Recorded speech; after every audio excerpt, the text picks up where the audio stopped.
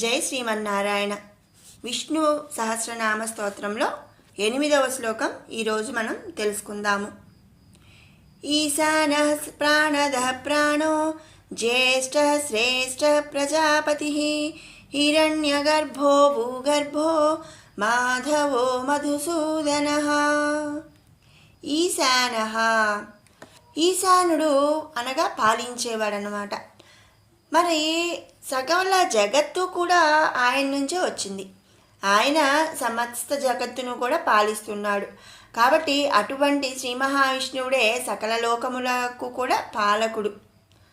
సృష్టినందు సకల పదార్థములు జీవులు పరమాత్మ స్వరూపుణ్ణి ఆజ్ఞల చేతనే తమ ధర్మాలు నిర్వర్తిస్తున్నాయి.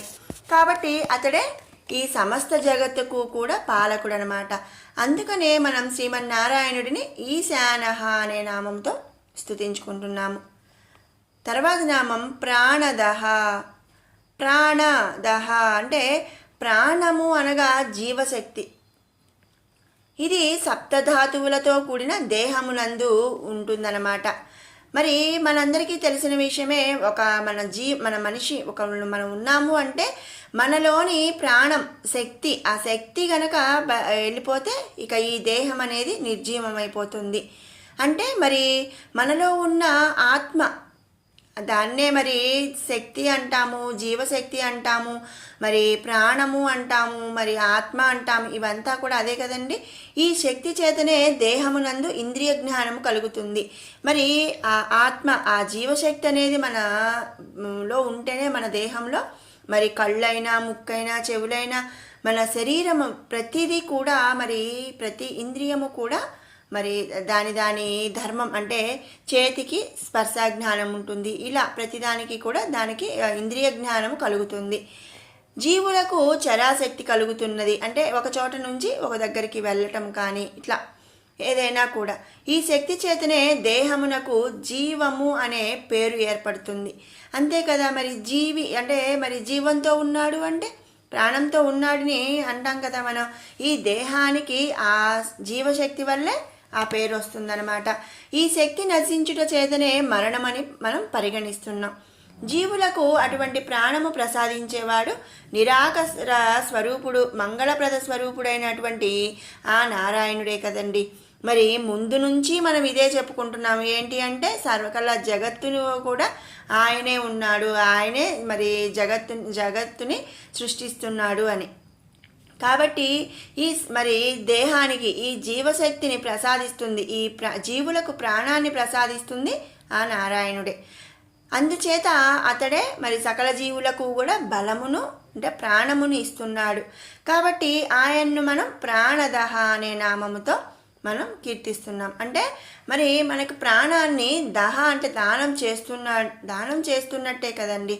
అందుకనే ప్రాణదః అనే నామంతో మనం స్తుతిస్తున్నాము. తర్వాత నామం ప్రాణః. ముందు నామంలో మనం చెప్పుకున్నాం ప్రాణః అంటే మరి జీవశక్తి జీవుల అందుకల ఈ శక్తియే తన స్వరూపముగా అంటే ఆత్మ, మరి ఆ పరమాత్మే ఆత్మ, రెండు ఒకటే. మనలో ఉన్న ఆత్మ మరి ఆ శ్రీమన్నారాయణుడే. అంటే ఏంటి, మన జీవిలో అంటే దేహంలో ఉన్న జీవశక్తి ఆ ఆత్మ ధరించి ఉండుట చేత అతనే ప్రాణస్వరూపుడు అని చెప్పదగినది. సర్వకాల సర్వావస్థలందు కూడా ప్రాణస్వరూపుడై పరమాత్మ జీవులందు నివసిస్తున్నాడు. అతడే జీవులకు ప్రాణమై వర్ధిల్లుతున్నాడు. కాబట్టి ఆయన్ను మనం ప్రాణః అనే నామముతో ఇక్కడ స్తుతించుకుంటున్నాము. తరువాత నామం జ్యేష్ఠః.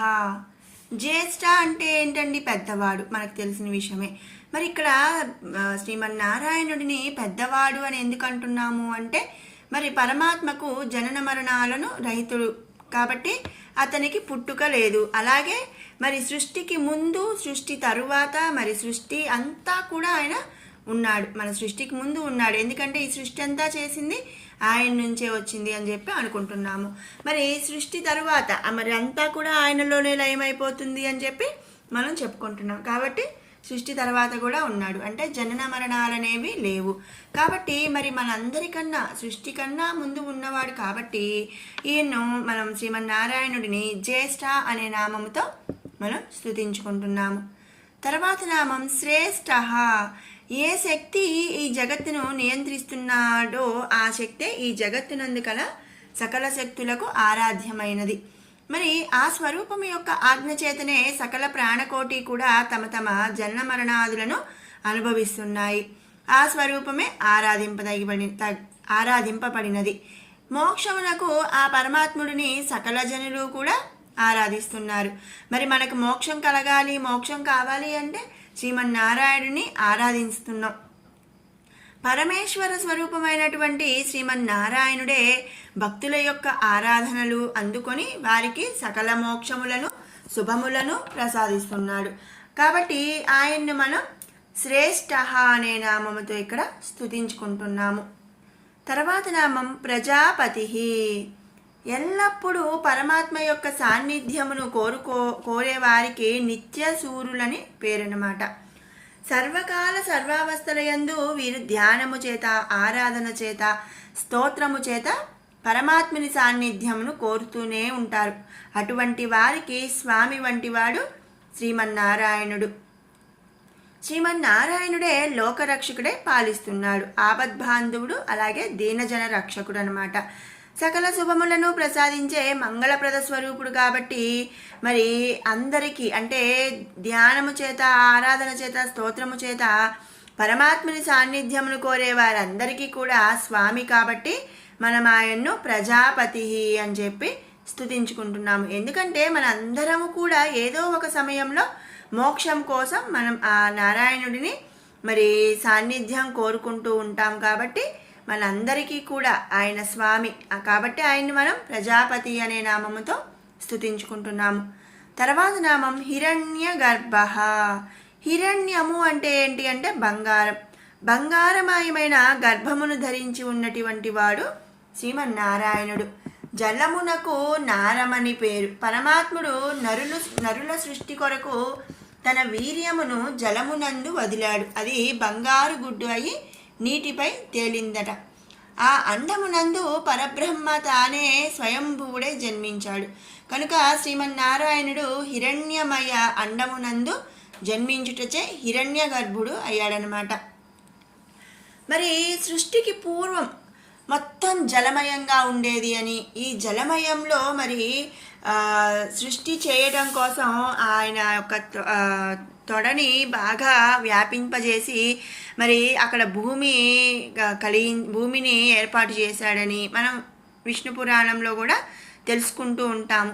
మరి ఏంటి అంటే మరి ఆయన నారము నుంచి అంటే నరుల సృష్టి కొరకు జలమునకు మరి నారమని పేరు కాబట్టి నరులను సృష్టించడానికి నీటిలో వదిలాడట ఆయన వీర్యమును. కాబట్టి ఆ వీర్యమును వదిలినప్పుడు ఒక బంగారు గుడ్డు పైకొస్తే ఆ గుడ్డులో నుంచి మళ్ళీ ఈయన జన్మించి ఈయన ద్వారా సృష్టిని అనేది చేశాడు. కాబట్టి ఈయన హిరణ్య గర్భుడు అని చెప్పి స్తుతించబడుతున్నాడు. ఇక తర్వాత నామం భూగర్భ. భూగర్భ సకల లోకరక్షకుడైన ప్రజాపతి అయినటువంటి శ్రీమన్నారాయణుడే భూలోక రక్షకుడు. మరి ఈ భూమండలం అంతయు కూడా శ్రీ మహావిష్ణువు యొక్క అదుపాజ్ఞల మందే ఉంటుంది.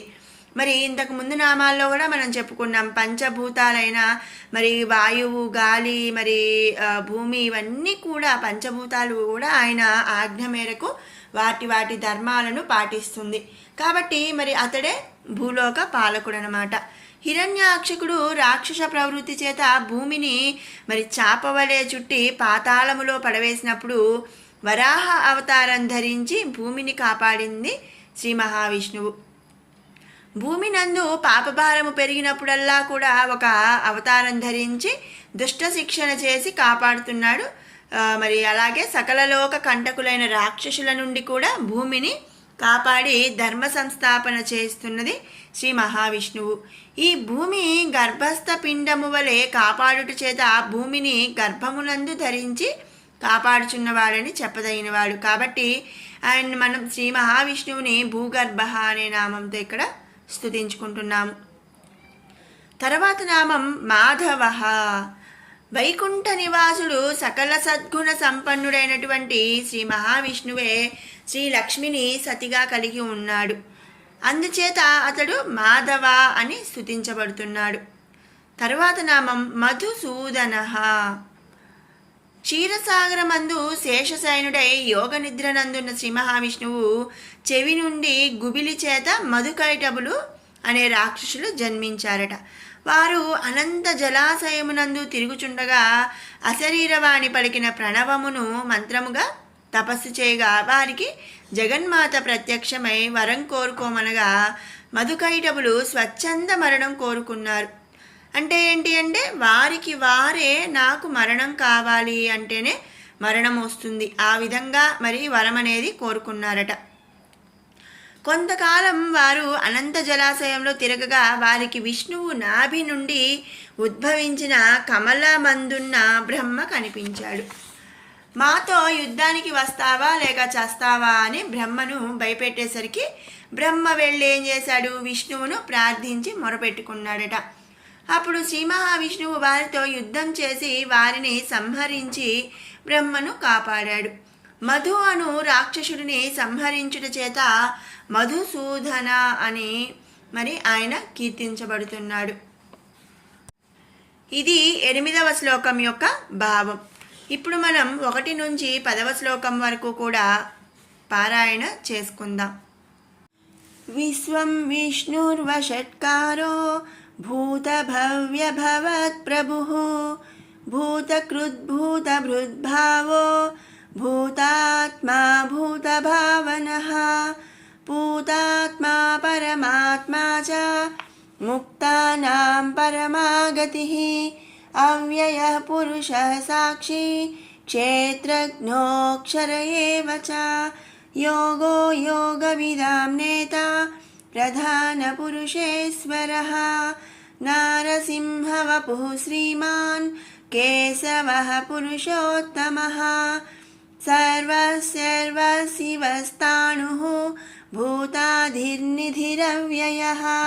సంభవో భావనో భర్తా ప్రభవః ప్రభురీశ్వరः స్వయంభూః శంభురాదిత్యः పుష్కరాక్షో మహాస్వనః అనాదినిధనో దాతా విధాతా ధాతురుత్తమః అప్రమేయో ఋషికేశः పద్మనాభో మరప్రభుః విశ్వకర్మా మనుస్త్వష్టా స్తవిష్టः స్తవిరో ధ్రువः అగ్రాహ్యः శాశ్వతः కృష్ణో లోహితాక్షः ప్రతర్దనः ప్రభూతः త్రికకుబ్ధామ పవిత్రం మంగళం పరం ఈశానः ప్రాణదः ప్రాణో జ్యేష్ఠः శ్రేష్ఠः ప్రజాపతిः హిరణ్యగర్భో భూగర్భో